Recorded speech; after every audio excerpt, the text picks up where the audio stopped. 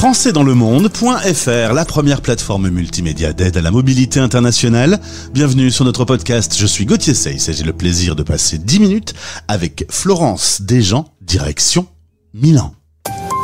10 minutes, le podcast des Français dans le monde.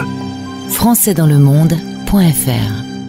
Ah là là, Milan, c'est déjà très joli. Tapez Milan sur Google, vous allez voir la jolie cathédrale. Nous sommes dans la métropole de la région de la Lombardie, au nord de l'Italie. On y retrouve Florence, présidente de Milan Accueil, dans le cadre de notre partenariat avec la FIAF. Bonjour Florence.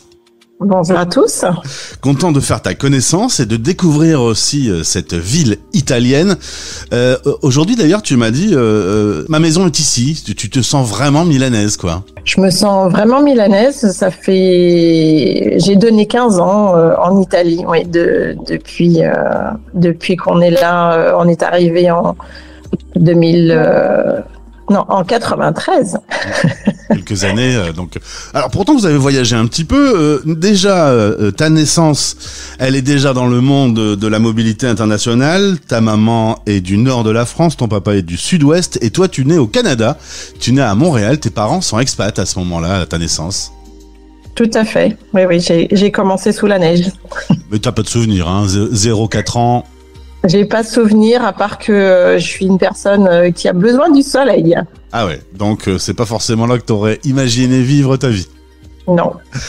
Tu rentres en France, c'est plutôt tes parents qui rentrent avec toi en France, tu fais tes études en école de commerce, et puis tu rentres dans un grand groupe, Sony, qui d'ailleurs te permet de vivre des expériences à l'international. Tu vas notamment pouvoir partir pour ton premier transfert européen à Sony UK. Tu pars avec ton futur mari, Philippe, qui lui fait un VSNE. Donc chacun a du boulot. C'est un bon souvenir, cette période anglaise? Oui, un très très bon souvenir qui n'a duré que 1 an et demi, mais on était très très jeunes à l'époque et c'était très chouette de pouvoir travailler dans ces conditions-là à l'époque. Vous partez ensuite pour la première fois à Milan, tu m'as dit épisode 1 parce qu'il y en aura plusieurs. Vous partez pour 9 mois et vous allez y rester 10 ans. J'en conclus que ça s'est plutôt bien passé. Ah oui, c'est sûr qu'on reste pas 10 ans par hasard. On a fait 5 ans à Milan et 5 ans à Florence. Et ça a été vraiment une expérience extraordinaire. Voilà, qui nous amènera à garder l'Italie dans le coin de notre cœur pendant des années. Quand on arrive, je parlais de cette cathédrale, on en parlait hors antenne, t'as un véritable coup de cœur. Quand on arrive dans ces villes italiennes, c'est vrai que les décors sont incroyables, hein. Elle est effectivement démesurée, ciselée, c'est un vrai joyau. Oui, c'est mon coup de cœur à Milan. Et en numéro 2, souvent on parle de nourriture.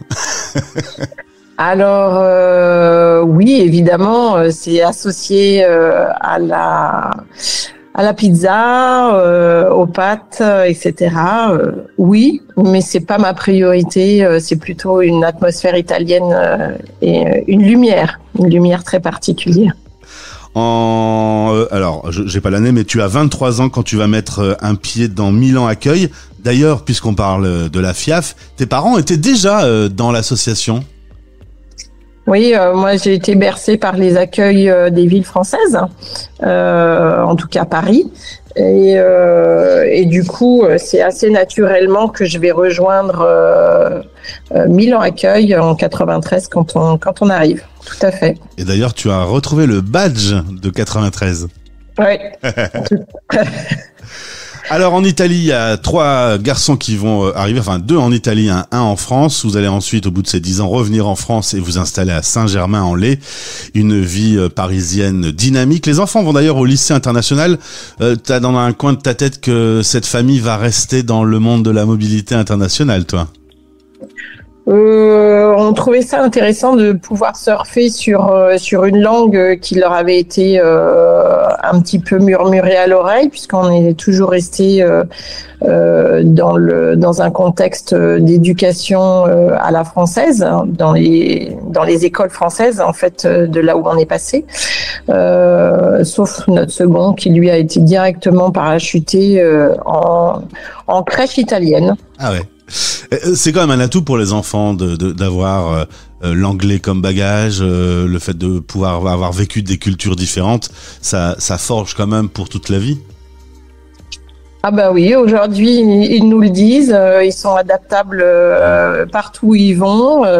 Mon aîné s'est retrouvé dans le Caucase à parler italien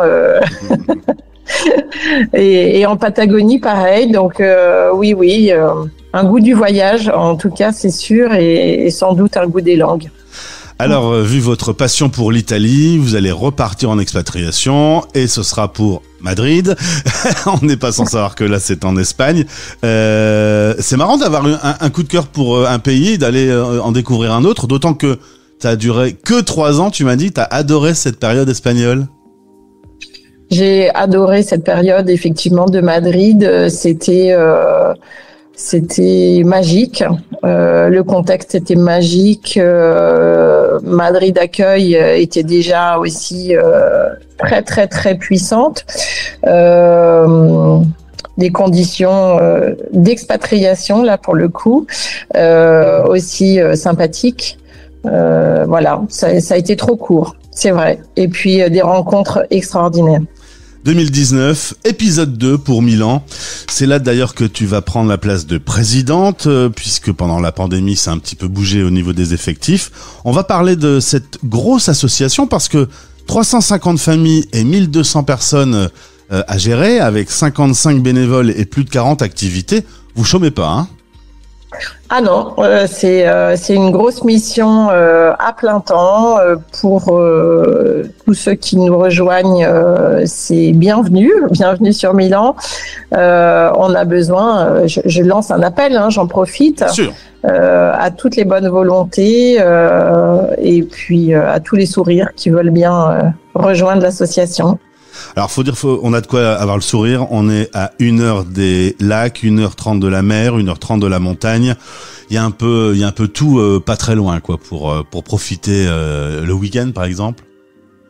Oui, il y a beaucoup d'excursions à moins d'1 heure, donc ça c'est un très beau confort de week-end. Après, pour la majorité d'entre nous, en tout cas Milan Accueil, il y a beaucoup de conjoints qui travaillent, et donc bon, après on fait ce qu'on peut avec la forme physique qu'on a, mais c'est vrai que pas très très loin, on peut tout de suite trouver des très belles villas à visiter ou des petits villages très pittoresques. Tu m'as dit que la ville avait quand même pas mal évolué grâce à l'exposition universelle de 2015. Ça lui a donné un coup de fouet? Ah oui, la ville s'est transformée, elle est devenue très dynamique, beaucoup plus lumineuse, parce que moi j'ai connu en 93 une Milan très sale, très noire, et aujourd'hui, non pas que le temps ait changé, mais les façades sont quand même beaucoup plus mises en valeur et oui, ça fait une ville plus souriante. Bon, par contre, il y a comme quelques points négatifs, hein. C'est la 4e ville la plus polluée au monde. Si vous êtes asthmatique, c'est pas la bonne place pour vous installer. Tu le ressens, cette pollution dans ton quotidien? Moi, personnellement, pas trop. Mais c'est vrai qu'on essaye de partir de Milan le plus possible le week-end pour aller prendre l'air. Et puis deuxième point négatif, mais ça je pense qu'on me le dit relativement systématiquement depuis quelques mois, c'est l'augmentation du coût de la vie. Et oui, malheureusement, ce qui change aussi la réalité de notre association, puisque il y a beaucoup de personnes qui nous demandent à les aider à se loger un petit peu moins cher. Et puis pour le quotidien de notre association, c'est aussi de privilégier des activités gratuites, et puis ou en tout cas à prix réduit.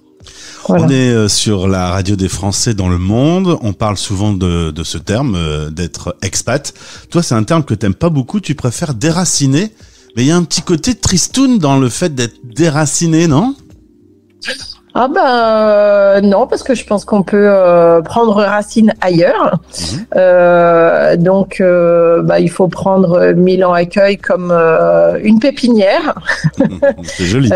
Une pépinière de bonheur, et puis on vous arrose avec beaucoup de bienveillance et on peut prendre racine tranquillement à Milan.